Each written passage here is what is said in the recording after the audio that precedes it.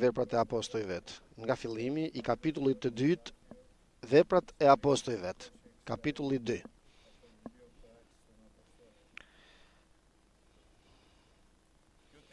Kur erdhi dita e rreshajeve, ata ishin të gjithë bashk në një mendje të vetme, të gjithë bashk do të thotë me një mendje, me një zë dhe me një shpirt.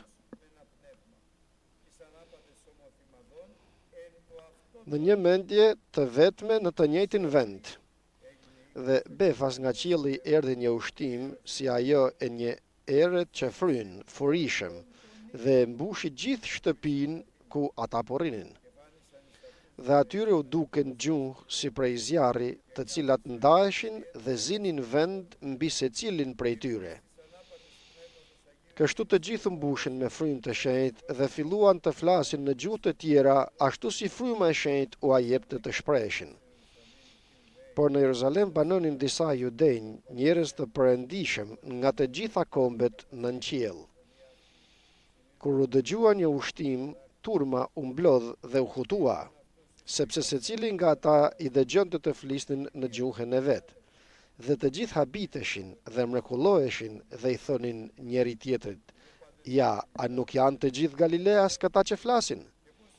Dhe si secili nga ne i dëgjojmë të flasin në gjuhën e vet amtare, ne partët, medët, elamitët, banorët e Mesopotamis, të Judes dhe të Kapadokis, të Pontit dhe të Azis, të Frigjis e të Panfilis, të Egjiptit dhe të pjesëve të Libis përballë Kirenës, dhe ne të ardhur nga Roma, judenj dhe prozelit, kretas dhe arab, 17 kombe. I dëgjojmë të flasin për gjërat e mëdha të Perëndis në gjuhët tona.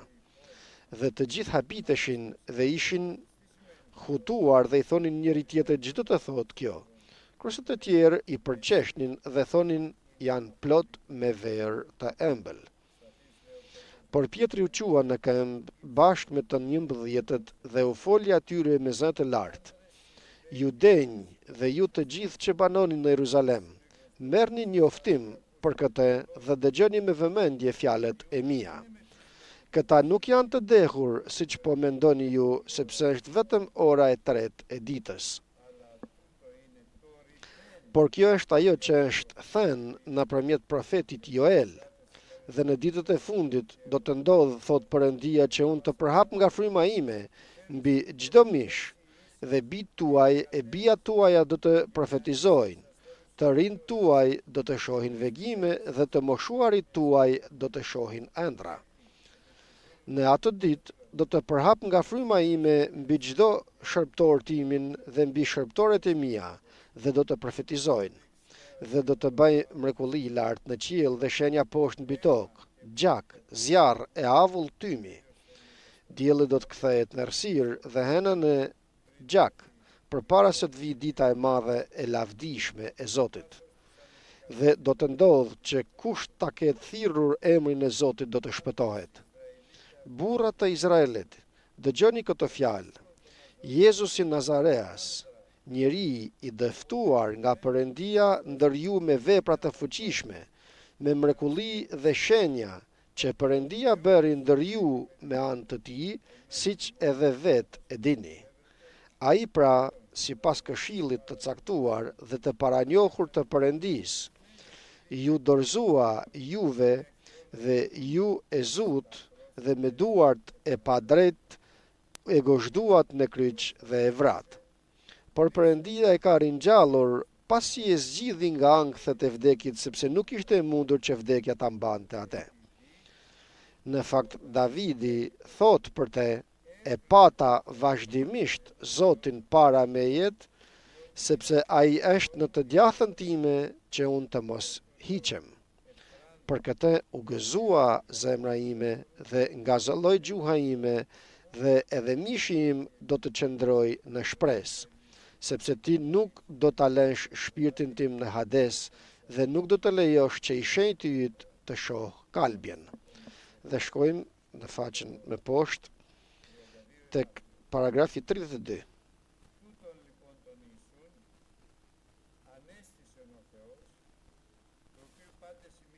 Këtë Jezus, këtë Jezus Perëndia e ka ringjallur dhe për këtë të gjithë ne jemi dëshmitar. Ai pra duke qenë i ngritur në të djathtë të Perëndisë dhe duke marrë nga ati premtimin e frymës të shenjtë, ka përhapur atë që ju tani shihni dhe dëgjoni.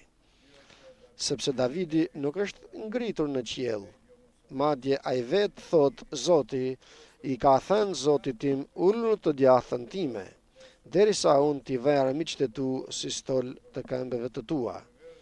Ta di pra me siguri gjithë shtëpia e Izraelit se atë Jezus që ju e keni kryqëzuar, Perëndia e ka bërë Zot e Krisht.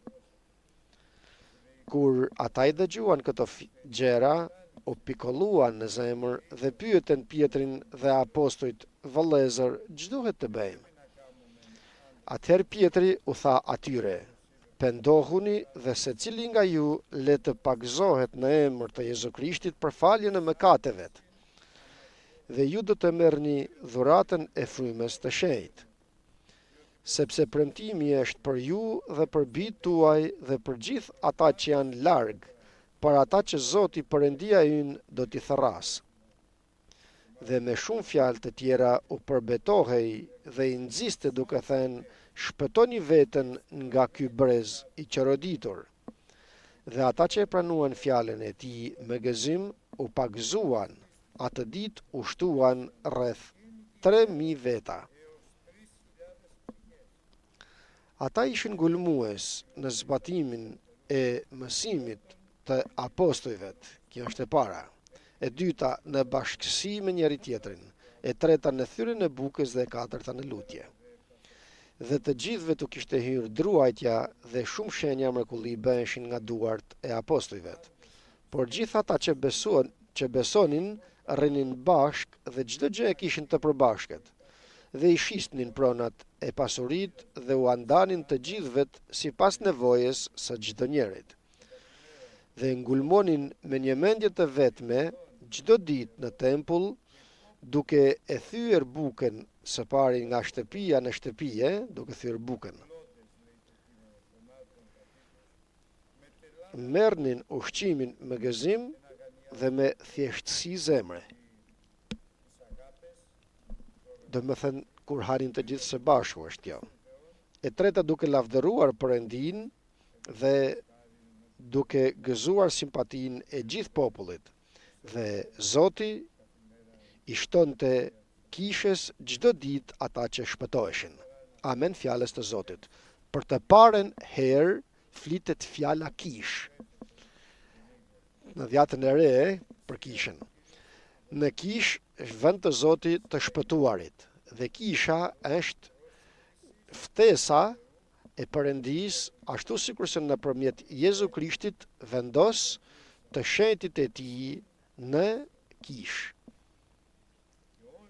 Dhe të gjitha vazhduan nga ajo ditë e madhe e dita e rreshajeve, dita e Pentekostis, ku ishte me të vërtet një ditë tronditëse, ditë e veçantë që s'kishte ndodhur ndonjëherë tjetër kjo.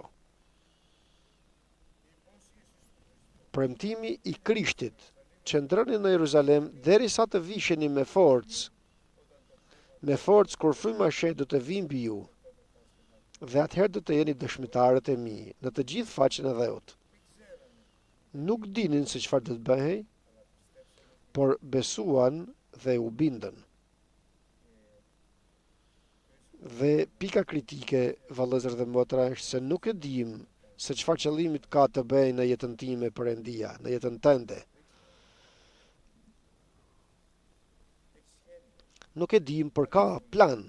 Këshilla të mira ka Perëndia, plane të mira ka Perëndia për gjithë secilin për nesh, me një kusht: të qëndrojmë aty dhe ashtu sikurse na don Perëndia. As të shmangemi majtas dhe as djathtas, dhe as të vakët dhe as të ftoft, por të nxehtë.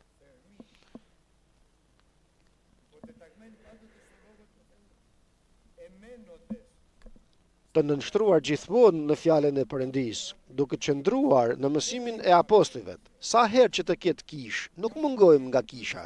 Çdo të diel në thyrjen e bukës, por kujdes, sepse gjithmonë pyesja, përse o Zot ka kaq sëmundje në ditët e fundit?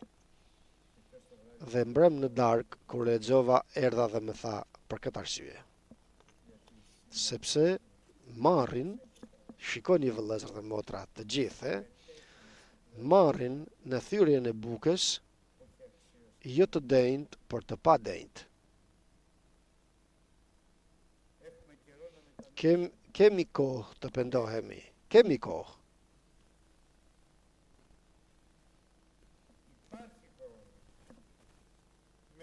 Ekziston koha.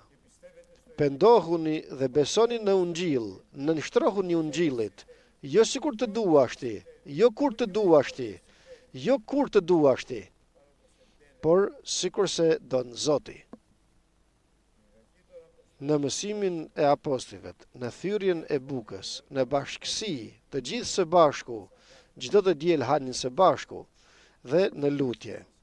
Në lutje kisha duhet të jetë plot. Më tepër të jetë e mbushur në lutje, sepse nuk e bëri kishën shtëpinë e tij shtëpi tregtijet, por e bëri shtëpi lutjejet. E bëri shtëpi lutjejet. Nuk mund të mos vish në kish. Nuk do të bekohesh. Merr i pa denjt trupin dhe gjakun e Krishtit. Për këtë arsye nënshtrohuni fjalës të Perëndisë. Nuk bindesh Ungjillit të Krishtit, nëse nuk vjen në kish. Përse Zot kaq sëmundje? Për këtë arsye. O Zot Perëndi, dhe u tmerrova.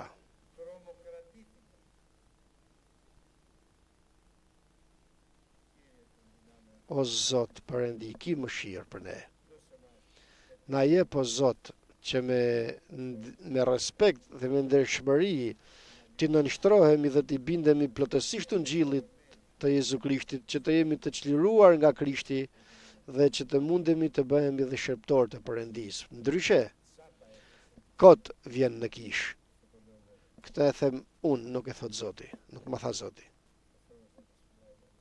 Zoti të na ruaj.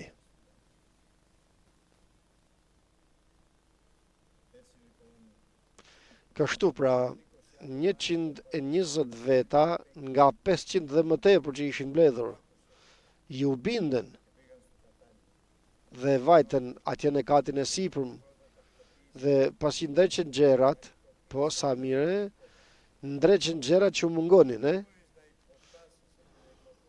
Nuk mund t'i nënshtrohesh fjalës të Perëndisë nëse nuk e ndreq jetën tënde, ato që të mungojnë, ato që je në mangësi. Dhe urdhri i Palit atëherë ishte shko dhe ndreqi gjerat që kanë mbetur mbrapa. Kam mungesa. Do të shfaq Perëndian që se nuk i ke kuptuar deri tani. Por së pari në dhomën tënde të lutjes. Në dhomën e lutjes pyet Zot, çfarë më mungon, çfarë duhet të ndreqi? Shife familjen time, shife familjen tënde o Zot. Shif jetën tënde në kish dhe praninë tënde. Ndreqi gjerat që ke mangut.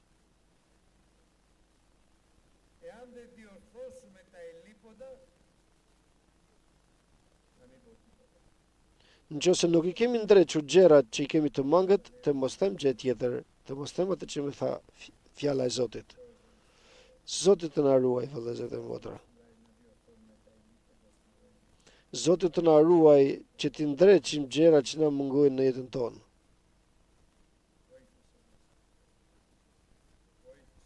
O Zot na ndihmo.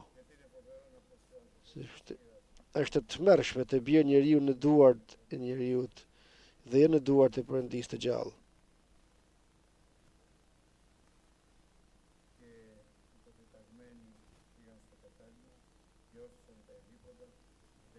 dhe të nënshtruar vajtën aty ku ishin mbledhur të gjithë së bashku dhe zëvendësuan vendin që ishte bosh dhe jo e zgjodhen ato për fryma e shenjtë që e zgjodhi në vend të Judës të ulet Matia i 12 dishepull, sepse akoma s'ishte dhënë fryma e shenjtë dhe udhëzimi të frymës të shenjtë. Për këtë arsye u hodh me short kjo dhe pritën. Çfarë prisnin? Prisnin premtimin e Atit. Ç'është kjo? Ç'është kjo pra? Por ja që dhe pa pritur ditën e 50 në 9 të mëngjesit u bë një zhurmë nga qielli. Ja mendoni pak provoj këtë eksperiencë që kishin ato atëherë, dishepujt e parë. Ta përjetojmë edhe ne një gjë të tillë. Dhe kur u mbush ky vend, u mbush gjithë vendi. Ishte nga era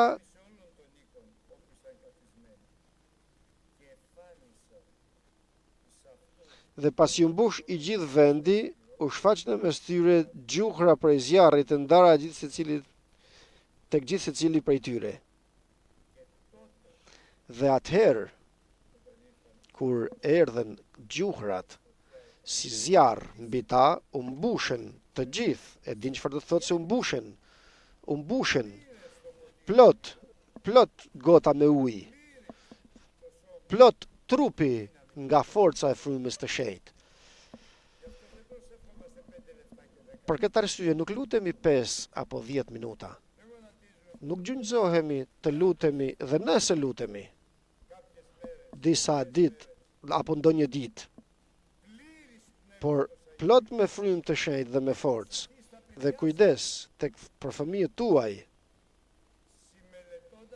duke studiuar dhe duke u lutur bashk, të mbushur me frymë të shenjtë, mos i le fëmijët e tu të sillen majtas dhe djathës, sepse do të humbesh ti dhe do të humbasin edhe fëmijët e tu dhe do të thuash ma përse. Të mbushur me frymë të shenjtë, bashk me fëmijët e tu, me gruan tënde, me burrin tënd, motër. Që të shofësh familjen që të lulëzoj, të shtohet, të bekohet, por edhe kishën të shtohet dhe të bekohet.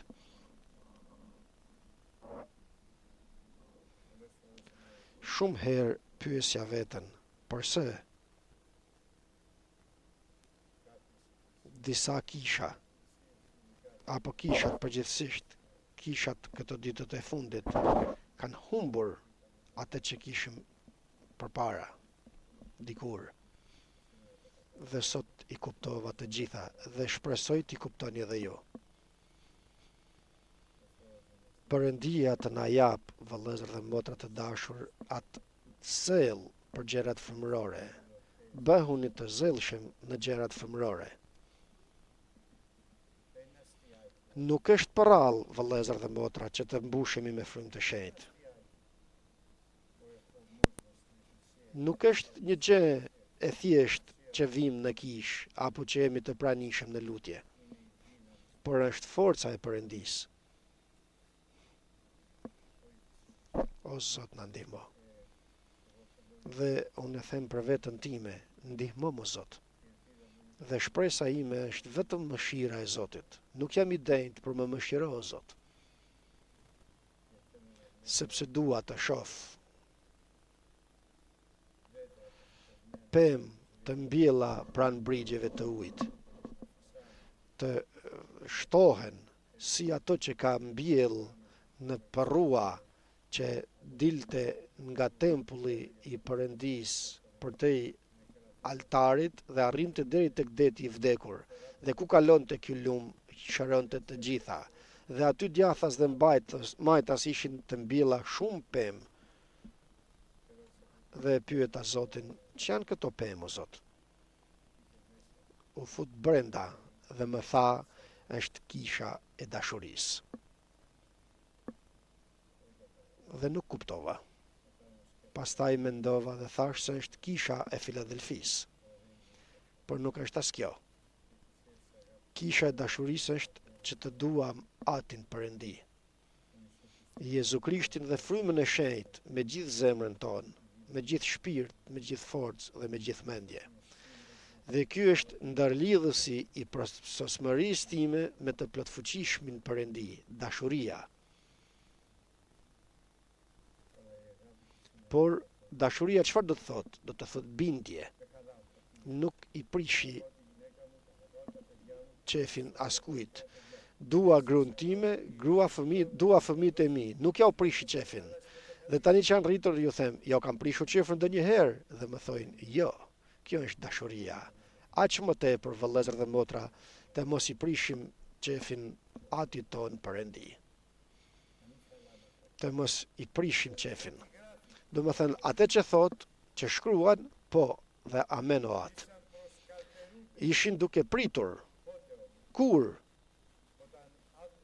dëgjuan që të flasin gjuhrat e panjohur dhe thonin ma ç'është kjo, të dehur janë. Dhe Pietri u ngrit mes tyre dhe thot, nuk janë të dehur, ashtu siç thoni. Por ç'është kjo? Kjo është ajo që është shkruar në fjalën e Perëndis nëpërmjet profetit Joel. Nuk është ky mendimi o Pjetër? Cilin mendim tim? Nuk ke mendim tëndin Pjetër, s'kam mendimet e mia. Është e shkruajtura tek profeti Joel.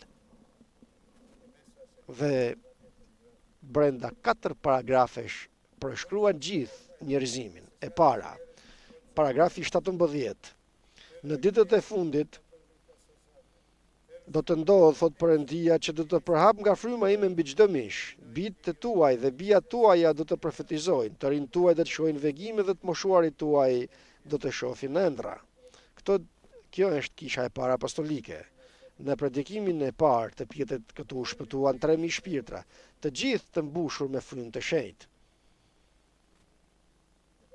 Dhe shkojmë tani në fund, sepse e dini, vëllezër dhe motrat e dashur, se kjo kisha e parë apostolike arriti deri në 70-ën pas Krishtit, pastaj erdhën etrit e parë apostolik deri në vitin 100 pas Krishtit, deri në 120 dhe pastaj u shua fryma e shenjtë.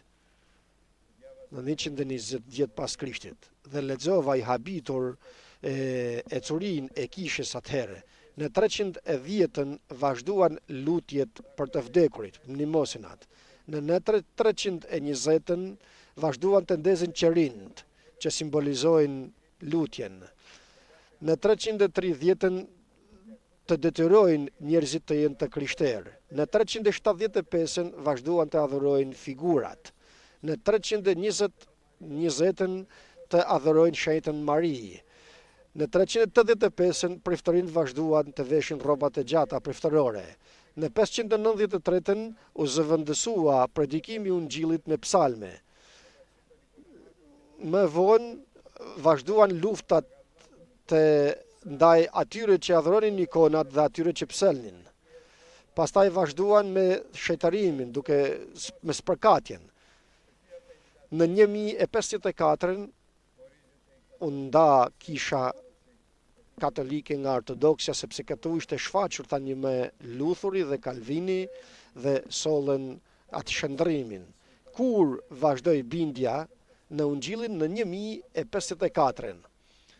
Nga 320 thuaja deri në 1054 nuk ekzistonte prania e Perëndis. Në 1054 erdhi Lutheri, Martino, Calvini, sollën këtë shndrim, njoftën në 1800-ën ju shfaq rrëmbimi i kishës dhe në 1906 u bë Pendikostia në Azusa në Los Angeles në një kishë të vogël që ishte stallë. Deri në 1906 nuk ishte frymë të shenjtë, nuk është e tmerrshme kjo. Nuk është e tmerrshme që ne të jemi një kishë e frymës të shenjtë që na vuri Krishti këtë kishë. Perëndia të na ruaj që të jemi plotësisht të bindur në Ungjillin e Jezu Krishtit. në 1906 deri në 1926 u predikua ungjilli në të gjithë faqen e dheut. U pakzuan miliona njerëz, të mos them miliarda, me frymë të shenjtë në të gjithë faqen e dheut atëherë.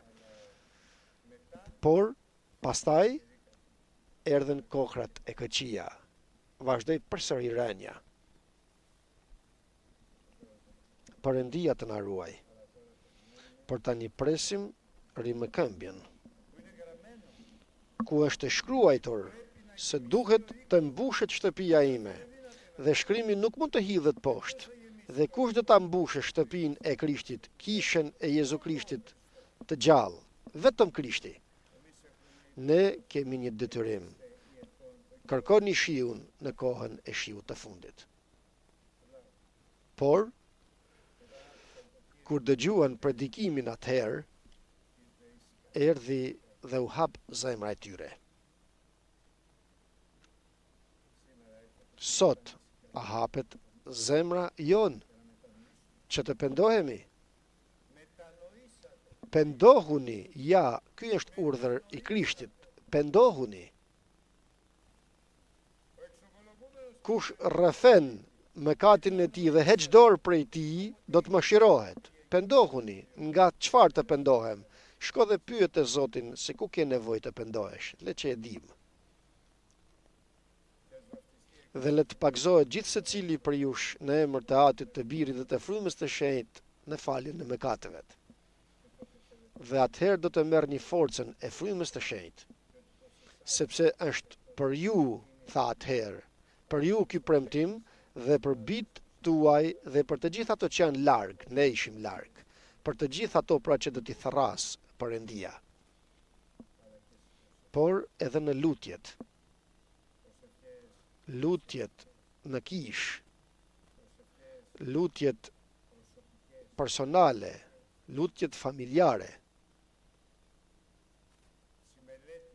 studim familjar, lutje së bashku si familje, në mënyrë që të marrim denjësisht, të marrim pjesë në marrjen e trupit dhe të gjakut të Krishtit për bekim dhe jo për dënim. Sot është koha e përshtatshme. Sot është dita e shpëtimit.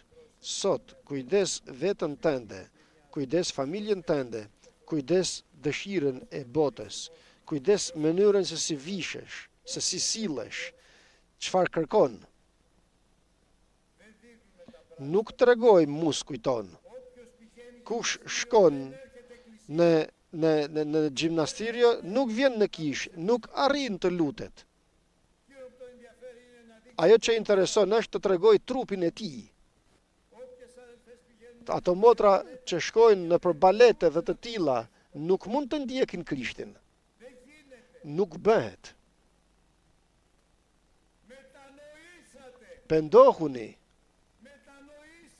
Pendohuni dhe besoni në ungjillin që të shpëtoheni, nuk do të merrni pjesë në rrëmbimin e kishës. Tani është koha e përshtatshme, tani është dita e shpëtimit. Tani nëse dëgjon zërin e Zotit, të pendohesh. Tani të pendohesh. Se dhe pak do të marrim trupin dhe gjakun e Krishtit. Hiq nga zemra jote, dëgjova një predikim që e kisha dëgjuar në 85 dhe dëgjova tani. Mbi kokën tonë fluturonin shumë zogj. Mos i le këto zogj të bëjnë vendbanim në kokën tënde. Në 1985 e kisha dëgjuar nga vëlla Luj dhe dëgjova përsëri tani. Mos i le mendimet e tua pra.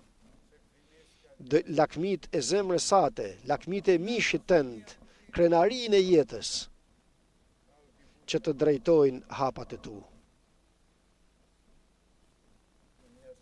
Por të ngjajmë, vëllezër dhe motra, kishës të parë apostolike. Mundemi, patjetër që mundemi.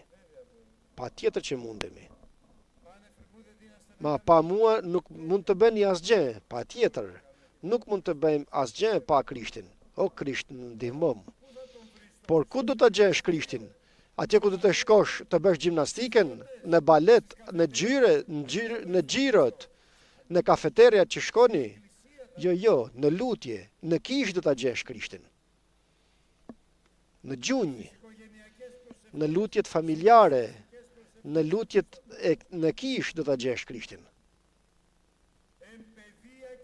Në mësim të Zotit fëmijët, do t'i humbësh, do të humbni, Perëndia të na ruaj, fëmijët tonë, niprit besat tona, vëllezërit tonë, shërbëtor të Krishtit, shërbëtor të njëri tjetrit. Dhe nëse deri me tani kemi bërë keq gjërat, mos ki frikë, vetëm beso. Kujtoni pak Jairon. Shkoi te Krishti që të thras për fëmia i tij vdiq, 12 vjeçe. Dhe thot, po iku, nuk po shqetësoj me mësuesin. Nuk e arritëm. U blekse dhe u vonove me gruan me fluks gjaku. Po iku. Dhe Zoti tha, mos hik, Jairo. Sepse unë kam përgatitur diçka që ti nuk mund ta fantazosh. Dhe kjo është fjale e Perëndis, vëllezër dhe motra. Mos ik. Unë kam përgatitur diçka që ti nuk mund ta kuptosh. Dhe e besoi Jairo.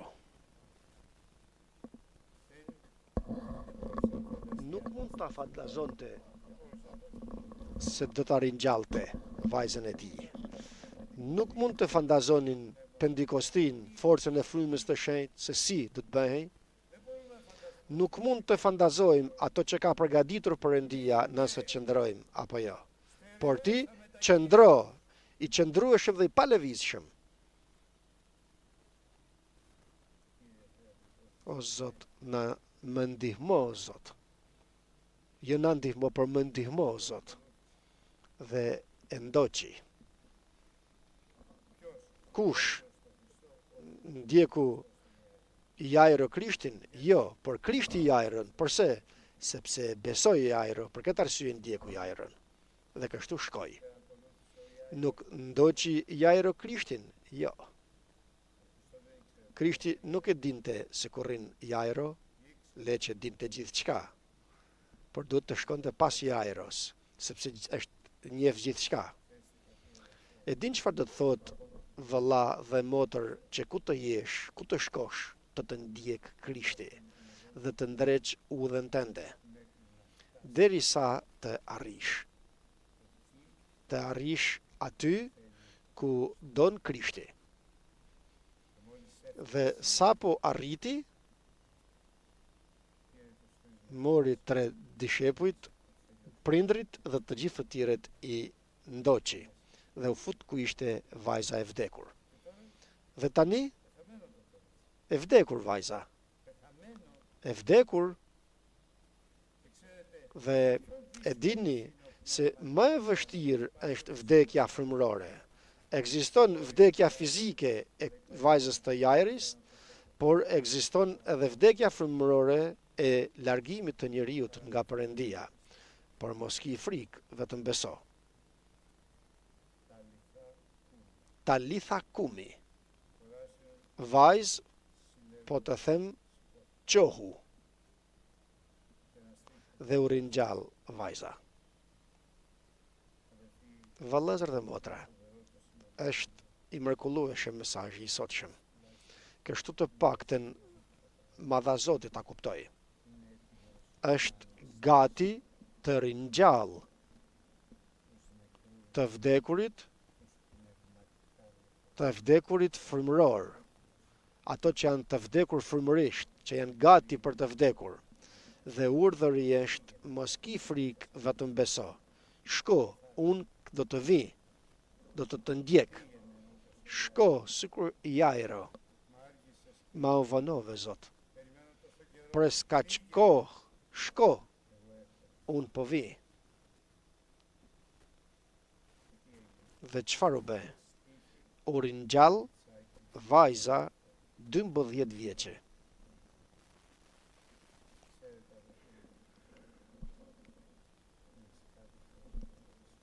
Vëllezër, më tregoi diçka Zoti që është shumë serioze. Dini se të hapet dera dhe të futen ato të rinjallërit frymërisht. Shikoja dhe mrekullohesha dhe thoja, edhe ai, edhe kjo, edhe ai, edhe tjetri, edhe ajo. Po, dhe të futen brenda vajzat me shami në kokë, burrat të ndershëm, dhe them ma çfarë u bën o Zot? Dhe kuptova se Zoti së pari i ringjalli, pastaj i solli në kishë. Beson në ringjalljen e Krishtit? A beson se Jezu Krishti mund të ringjall gjithë ato që janë të vdekur frymërisht? Thuaj amen, vëlla dhe motër, dhe mos ki frikë, vetëm beso. Amen. Aleluja, lavdi o Zot.